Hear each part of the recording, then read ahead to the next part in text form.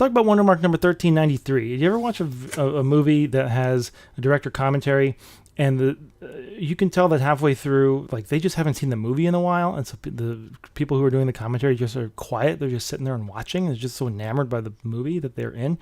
I feel like that's what I did on the last one of these videos. I just watched this fascinating process. So this time I'm determined to fill this commentary with amazing information and good, important things that are useful and very important. This is a chair. A table. I took a picture of that table from a magazine at the Santa Monica Library, and the angle is such. I usually try and include some kind of reference in those photos so I can fix the perspective later on.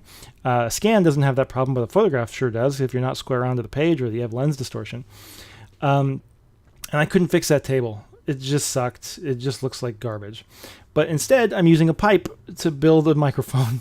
And this character, Herr Doctor, showed up in the previous comic. He was sort of a James Bond villain. I like him. I like how he's wearing a hat and he's holding a hat. I think that's a kind of his trademark. Is he's the guy he's not scary enough with one evil guy like, Kaiser hat. He also has to have like the M. Bison hat.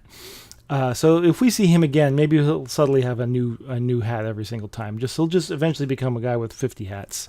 That's his supervillain trademark, is 50 hats. And then this guy who's asking a comment, another question.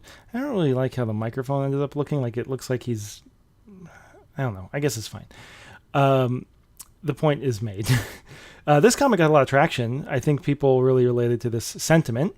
And somebody even said, I saw on Twitter, I wish this was an animal so we could call it something like sea lioning, this action, but instead it's like a guy, so it just has to be, it doesn't lend itself to a neologism, which is a shame, but maybe, you can't win them all.